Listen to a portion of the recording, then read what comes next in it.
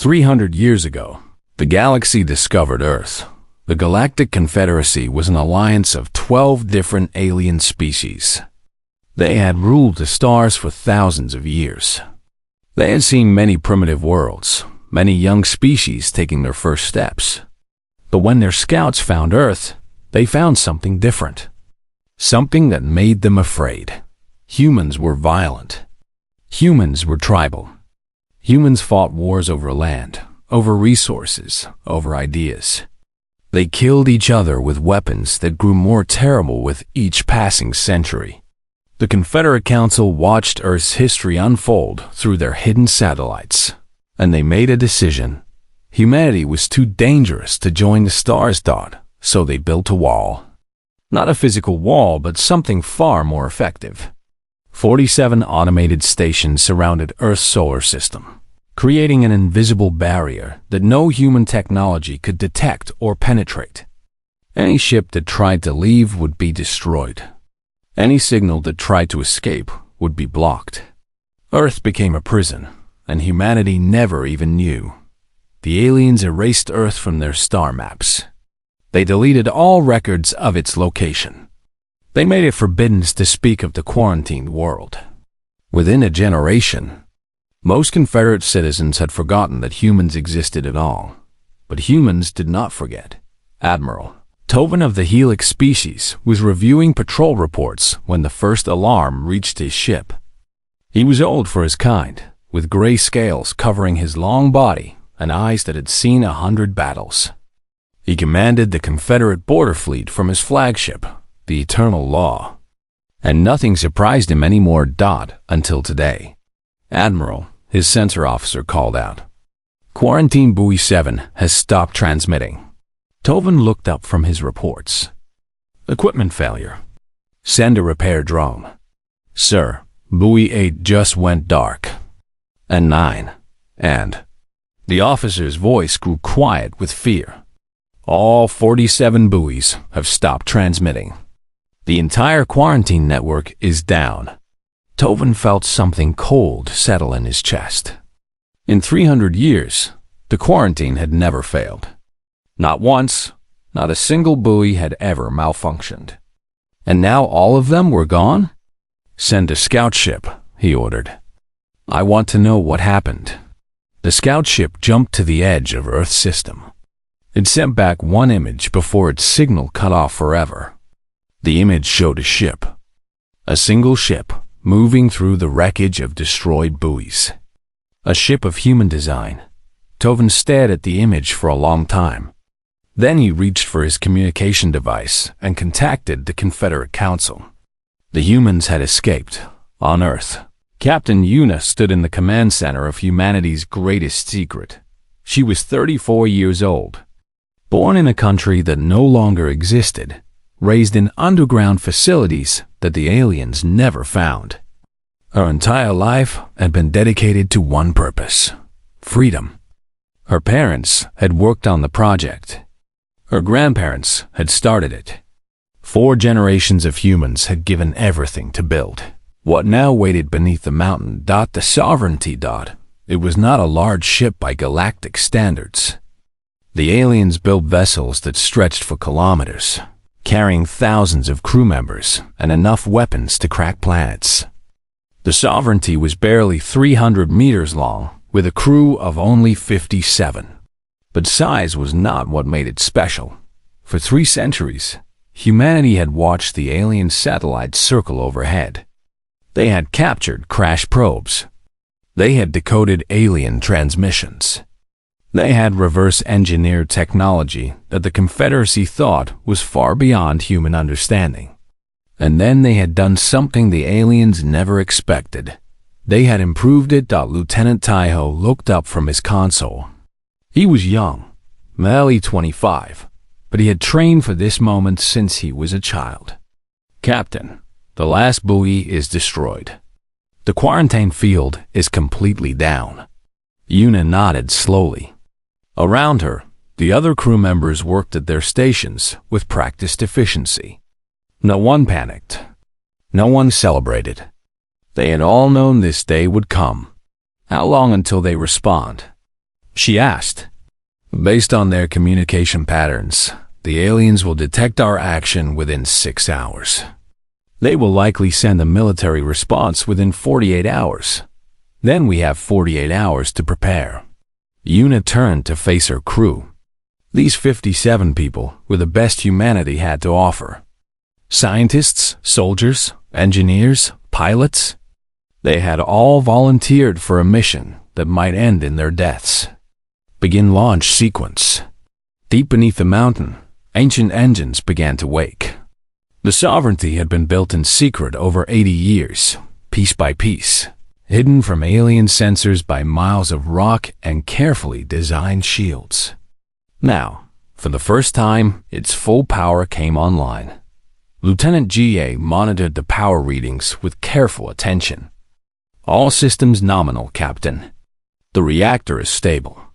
Shields are at full capacity. The hammer is... She paused. The hammer is ready. The hammer. Humanity's secret weapon. A technology that the aliens had never discovered because it was based on principles they had never explored. The Confederacy used plasma and particles, gravity wells, and energy beams. Humanity had found something different. Something more powerful, and something far more dangerous. Take us up, Yuna ordered. The sovereignty rose through tunnels carved into the mountain's heart. It broke through the surface, sending rocks and dirt flying in all directions. It climbed through Earth's atmosphere, past the clouds, past the thin air of the upper sky, until finally it reached the cold emptiness of space. For the first time in 300 years, a human vessel touched the stars. Yuna stood at the center of her bridge, watching Earth grow smaller in the rear display. The planet looked so fragile from up here, so alone. 8 billion people lived on that world, most of them unaware of the prison that had surrounded them for generations. Captain, Taiho said quietly, I'm detecting debris from the alien satellites. We destroyed them all. Good. Yuna's voice was calm, but inside her heart was racing. Set course for the system's edge. We'll wait for them there. You think they'll come? Yuna smiled, but there was no humor in it. They'll come. They've spent 300 years afraid of us. Now they'll want to show us why we should be afraid of them. She looked around at her crew. 57 humans against an empire that spanned the galaxy. The odds were impossible. The mission was suicide. And every single person on this ship had volunteered anyway, because some things were worth dying for. Humanity has been caged long enough, Yuna said. Today, we remind the galaxy why they locked us up in the first place. The sovereignty moved forward into the darkness between stars. Behind it, Earth waited. Ahead of it, the alien fleet was already gathering. The battle for humanity's freedom was about to begin. The Confederate fleet assembled faster than anyone expected. Admiral Toven had sent the emergency signal, and ships came from every corner of Confederate space. Within 48 hours, 200 warships had gathered at the edge of the quarantine zone. They represented 5 different species, each one bringing their deadliest vessels. Plasma cruisers from the Helix, graviton destroyers from the Luminari, particle bombers from the Varathi. The combined firepower of the fleet could destroy a small moon. Toven stood on the bridge of the Eternal Law, watching the sensor displays with growing unease. The human ship had not moved from its position at the edge of Earth's system. It simply waited there, a tiny dot against the vastness of space. It looked so small, so fragile, so utterly alone. 200 against 1, Ambassador Wren said from his position near the Admiral. The diplomat had been assigned to the fleet in case negotiations became necessary. Surely they must know they cannot win. Toven did not answer. He was studying the sensor readings, and something about them bothered him. The human ship's hull was made of materials his computers could not identify. Its power signature fluctuated in strange patterns that followed no known technology. Everything about the vessel felt wrong, like looking at a predator disguised as prey. "Open a communication channel," Tovan ordered. The view screen flickered and changed. A human face appeared, female, with dark hair pulled back from her face and eyes that showed no fear. Behind her, Tovan could see other humans working at their stations. They moved with calm efficiency, as if facing 200 warships was just another day. "I am Admiral Tovan of the Galactic Confederacy," he said in his most commanding voice. "You are in violation of Quarantine Protocol 7. Power down your vessel and prepare to be boarded for inspection." The human smiled. It was not a pleasant expression. It reminded Tovan of the predators on his homeworld, the ones that smiled before they killed. "I am Captain Una of Earth," she replied. Her voice was steady, almost casual. "We received no notification of any quarantine. No one asked our permission. No one explained the rules. You simply decided our fate without us. Your species was deemed too dangerous for..." "Dangerous?" Una interrupted. "You watched us for 300 years. You studied us like animals in a cage.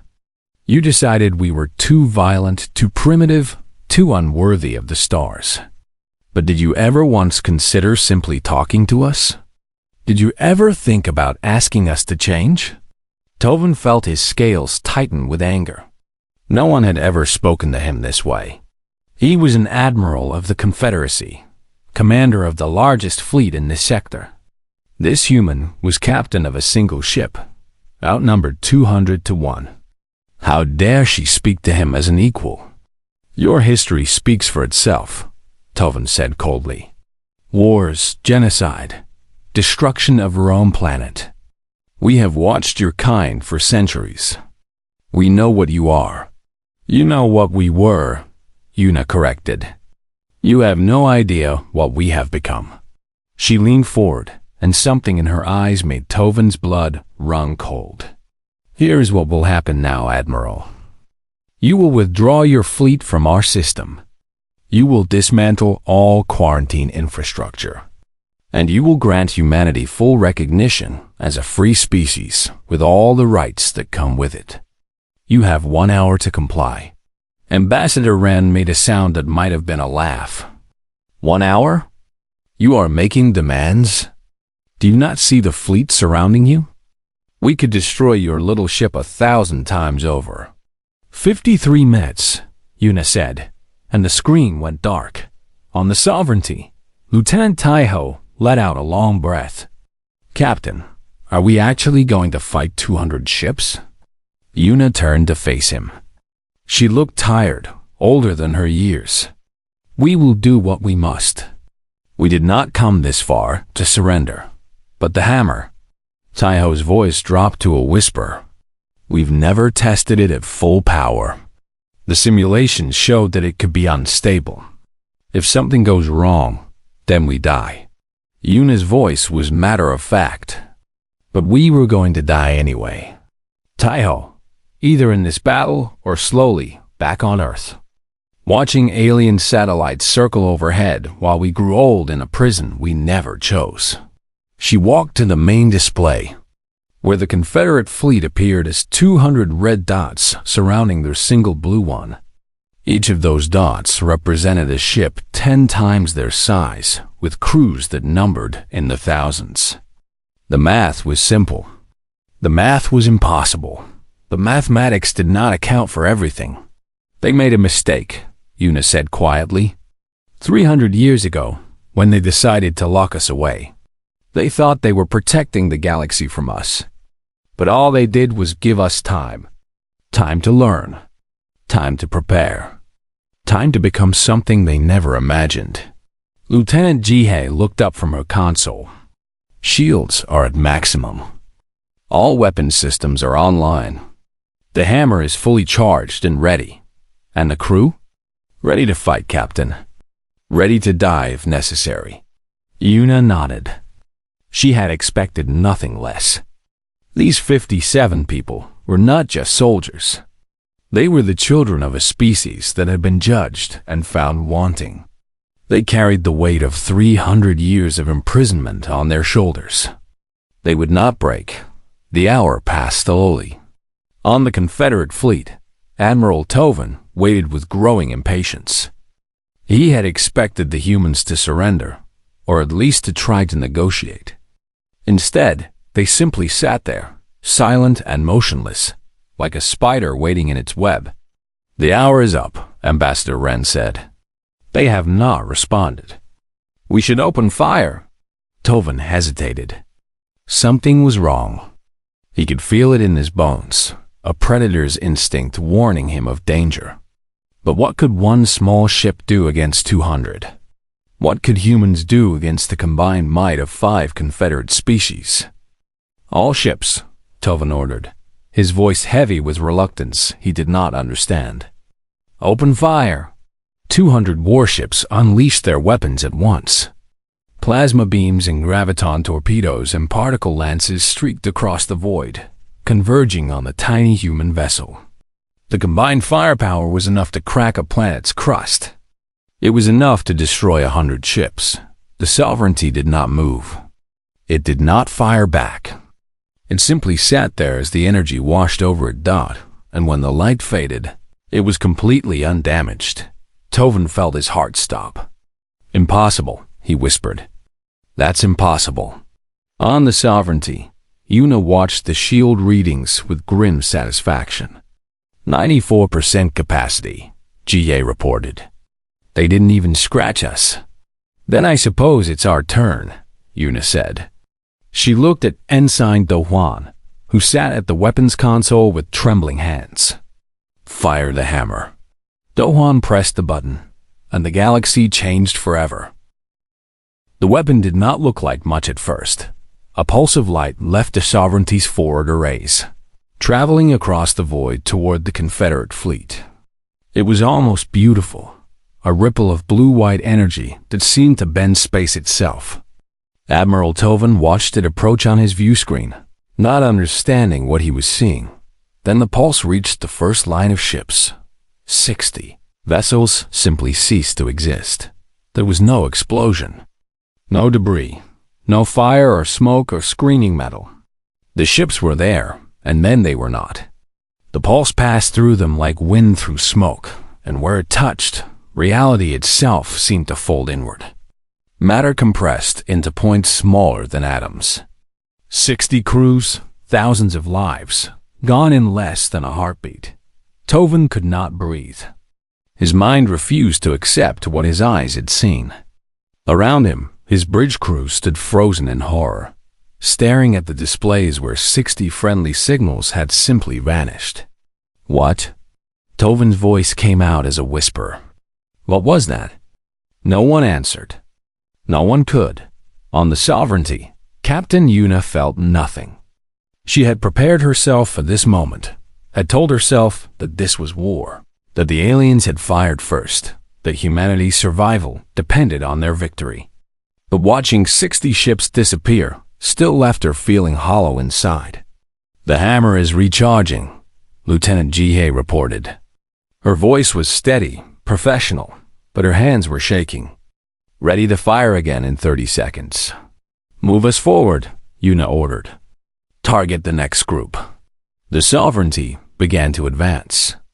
It was a small ship, dwarfed by the Confederate vessels surrounding it, but now those vessels were scrambling to escape. Captains screamed orders. Engines flared as ships tried to turn and run.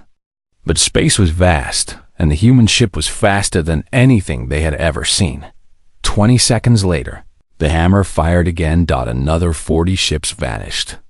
Admiral Tovin finally found his voice. "All ships retreat. Emergency jump. Get out of here."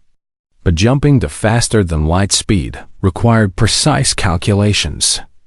It required stable gravity fields. And the hammer was doing something terrible to space-time in this area. Ships that tried to jump found their engines failing, their navigation systems giving impossible readings. They were trapped. The Sovereignty moved through the fleet like death itself. It fired again and again, each pulse claiming dozens of ships. The Confederate vessels fired back with everything they had, but their weapons simply splashed against the human shields. Nothing they did made any difference. Nothing could stop what was happening. On the bridge of the Eternal Law, Tovan watched his fleet die. The ship next to him vanished. Then the one beyond that. A Luminary cruiser tried to ram the human vessel and was erased from existence before it got within a kilometer.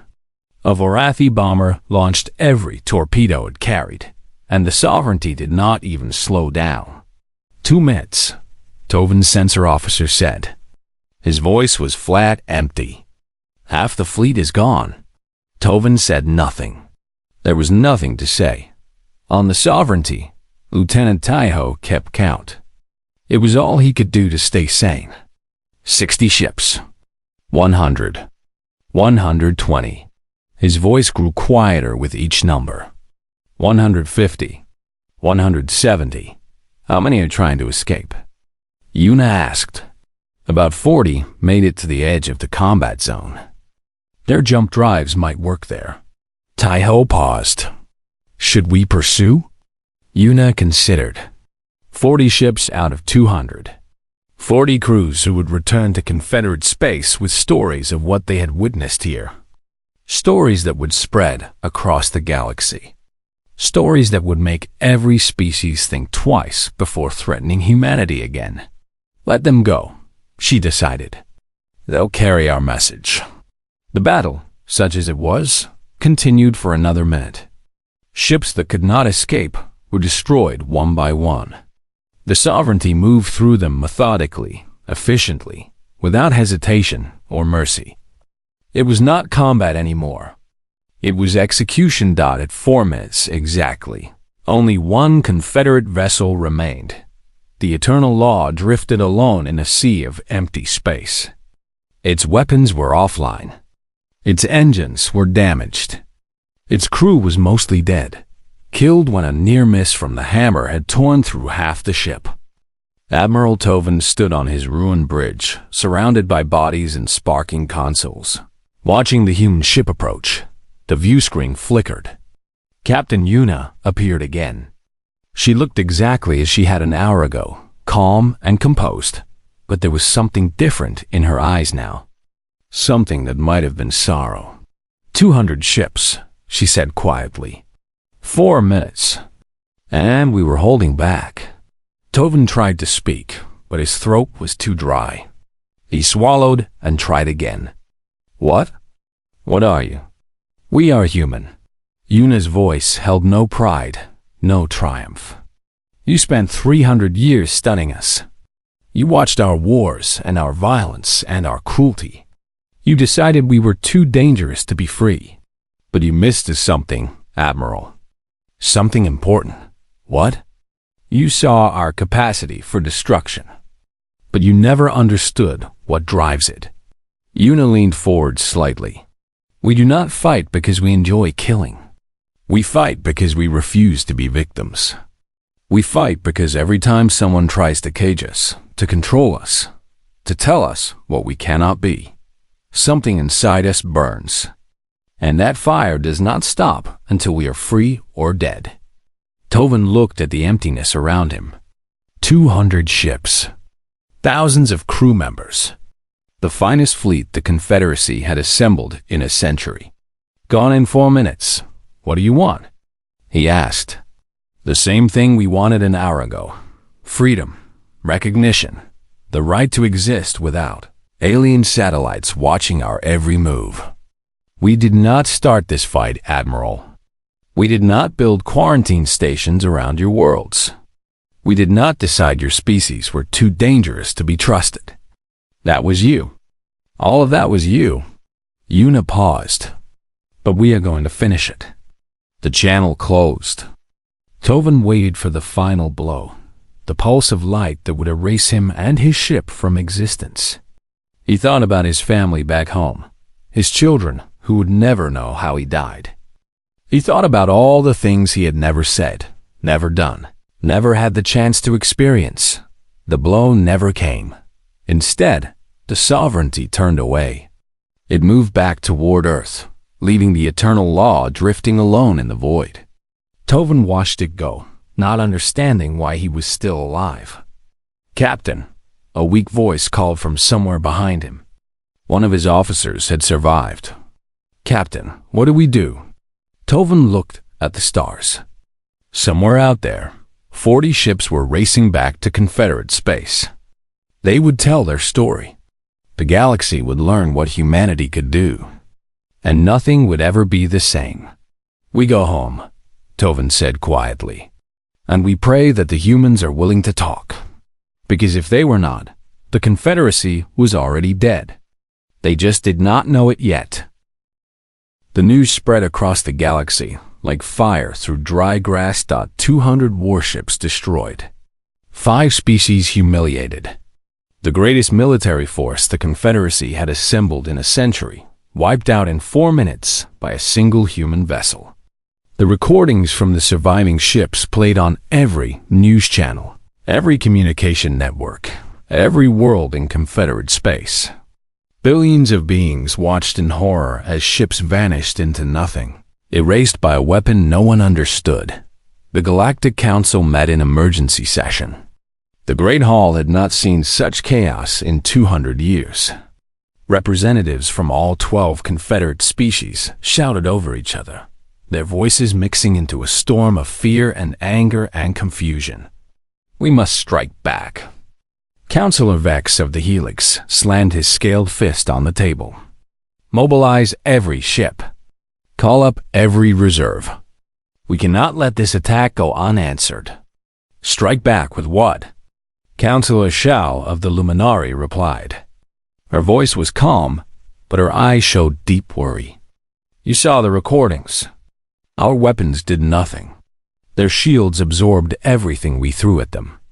Even if we send 1,000 ships, 1,000,000 ships, what difference would it make? Then we find another way." Vex was practically screaming now. "Biological weapons. Asteroid bombardment. We destroyed their planet before they can." "Before they can what?" Counselor Krill of the Varathi interrupted.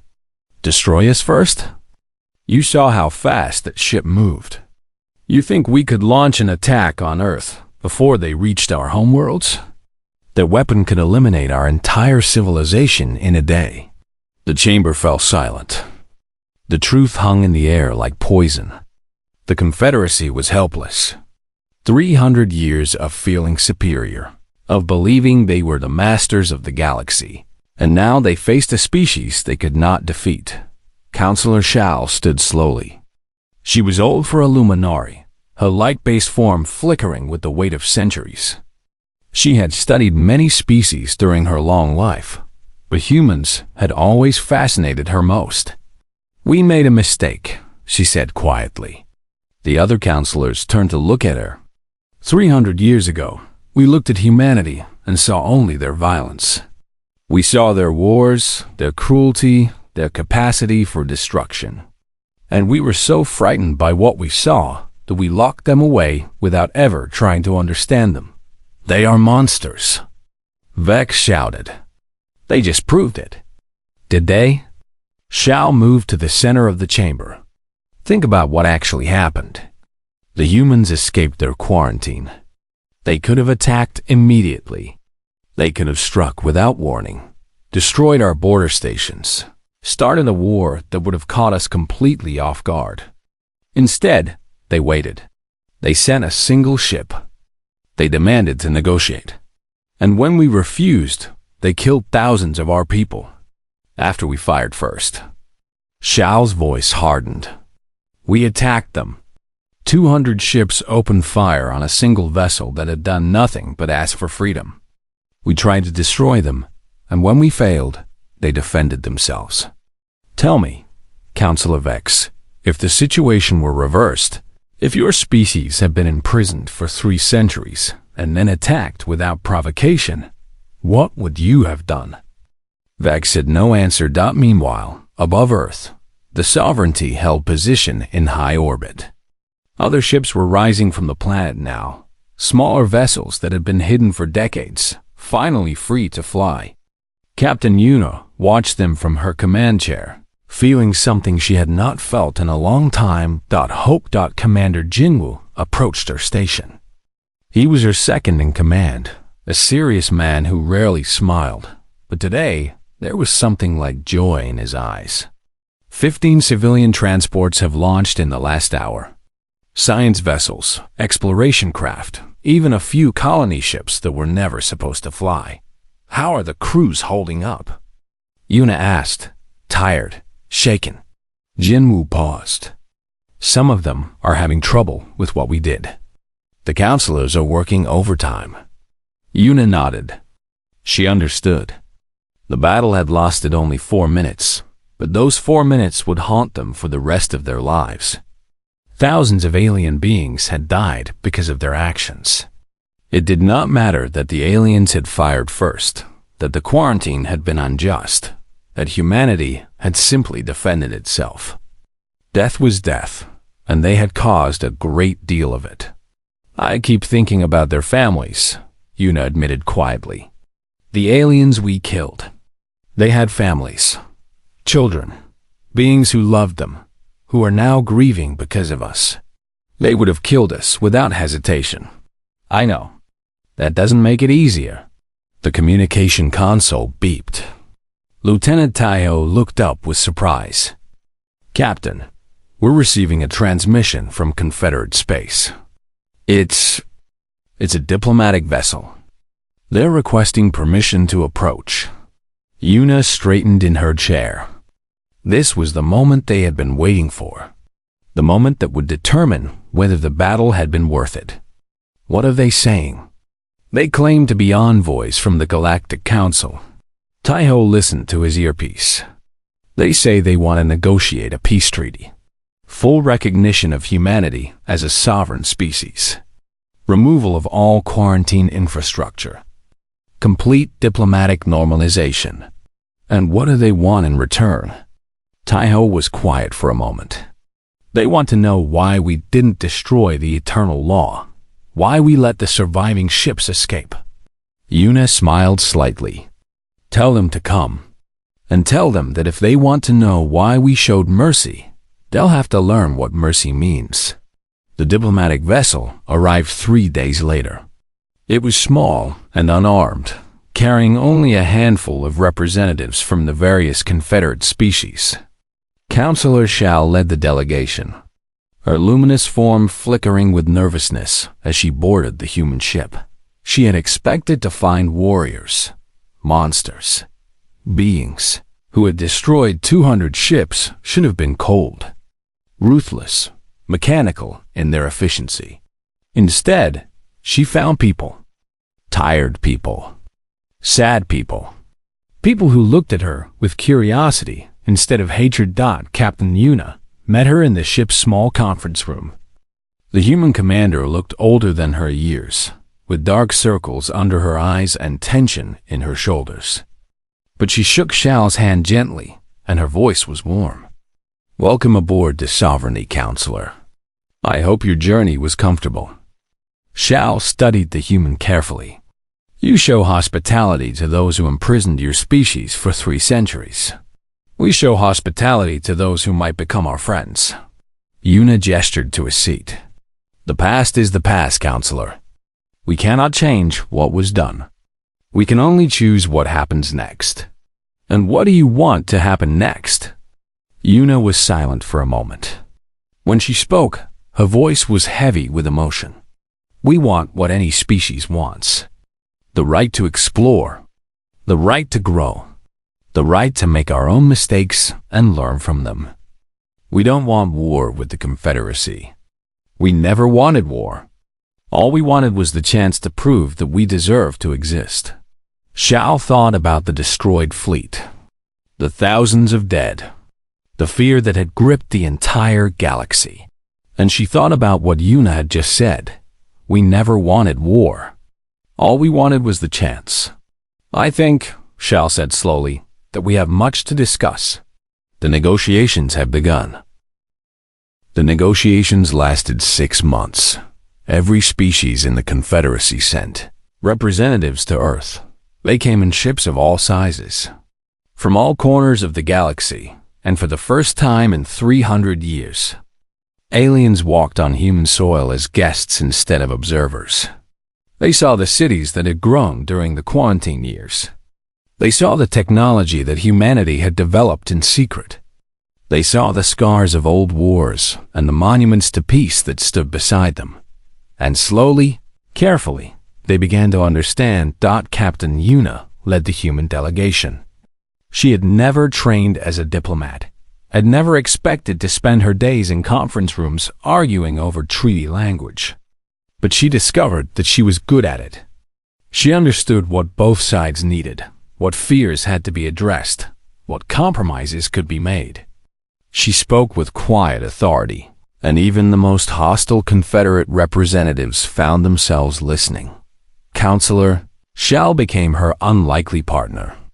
The Luminary Elder had spent decades studying human history, trying to understand the species that had frightened the galaxy so badly.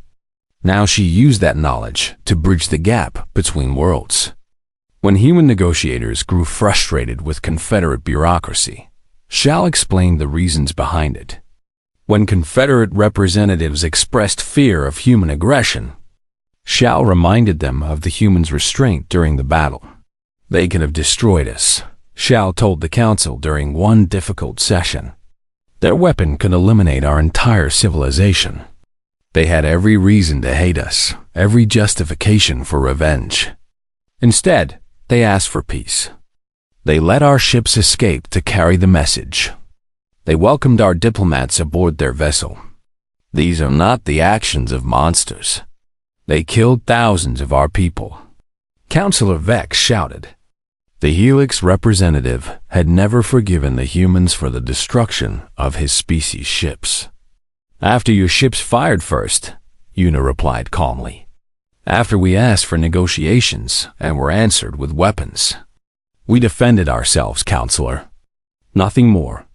If your species had been imprisoned for 3 centuries and then attacked without cause, would you have done less? The treaty that finally emerged was unlike anything the galaxy had seen before. Humanity received full recognition as a sovereign power with complete control over their own space. The quarantine stations were dismantled.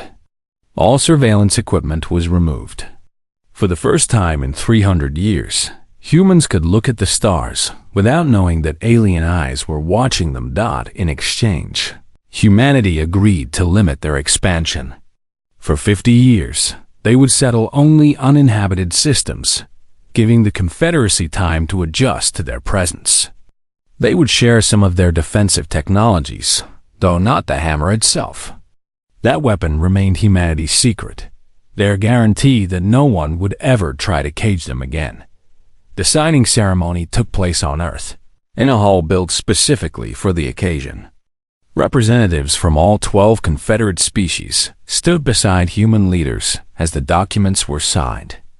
It was a moment of history, broadcast across the galaxy, watched by billions of beings who had never seen a human before. Yuna stood at the front of the hall, looking out at the gathered aliens. 6 months ago, these beings had tried to destroy her ship. Now they applauded as she signed her name to a treaty of peace. The universe was strange that way. Counselor Shal approached her after the ceremony. The luminary's form flickered with colors that Yuna had learned to recognize as happiness.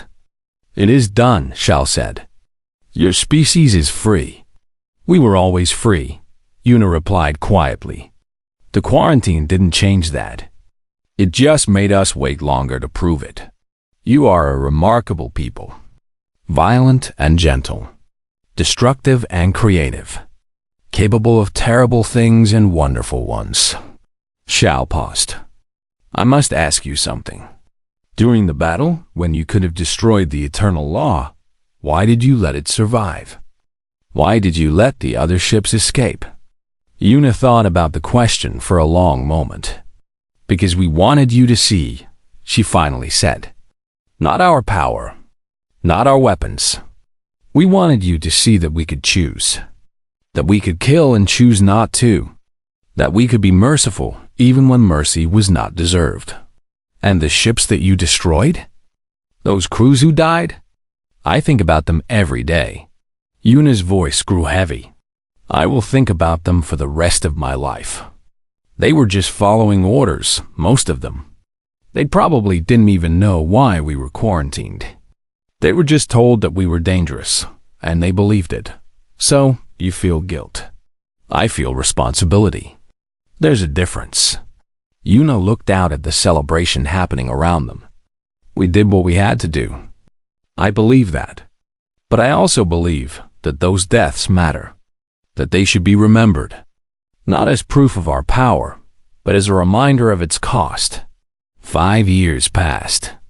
The galaxy changed in ways that no one had predicted. Human colony ships spread across the stars, settling worlds that had never known intelligent life. Human scientists worked alongside Confederate researchers, sharing knowledge and learning new things. Human art and music and literature found audiences among species that had never imagined such creativity. And human warriors, the ones that had frightened the galaxy so badly, became something unexpected. Peacekeepers. When conflicts arose between Confederate species, it was often humans who mediated. When disasters struck, it was often humans who arrived first with aid. The same aggression that had made them so dangerous became, in the right circumstances, a fierce dedication to protecting others. Admiral Yuna, as she was now called, rarely spoke about the battle anymore. She had handed command of the sovereignty to Commander Jinwoo and retired to a quiet life on Earth. She spent her days teaching young officers, writing her memories, and watching the stars that she had helped to open. On the anniversary of the battle, she visited a memorial that had been built in the mountains where the sovereignty was born. The names of her original 57 crew members were carved into stone, along with a dedication that she had written herself. For 300 years, we waited. For 4 minutes, we fought. For all eternity, we are free. She stood there for a long time, remembering the fear of those early days, the tension of the negotiations, the weight of command, of holding humanity's future in her hands, the faces of the aliens they had killed, and the faces of the aliens who had become their friends. A young officer approached her, a cadet from the academy where she taught. "Admiral, are you all right?" Yuna smiled. "I was just thinking about how much has changed.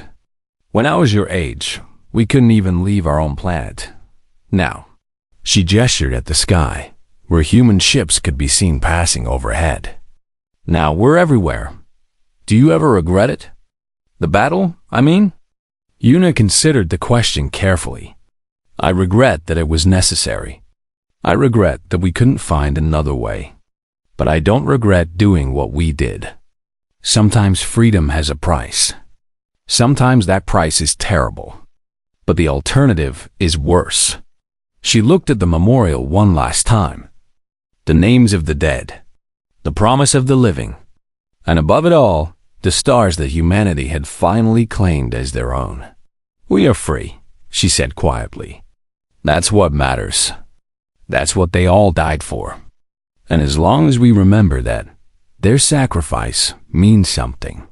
The young officer nodded, not fully understanding but sensing the weight of her words. Yuna turned and walked away from the memorial. Behind her, the mountains stood silent and strong, guardians of the secret place where humanity's journey had begun. Ahead of her, the universe waited, full of wonders and dangers and possibilities that no one could predict. Humanity had taken their place among the stars. They had earned it with blood and fire and 4 terrible minutes of destruction. And they would never let anyone forget it. The galaxy belonged to everyone now, including the species that had once been locked away and forgotten, including the humans who had refused to stay in their cage.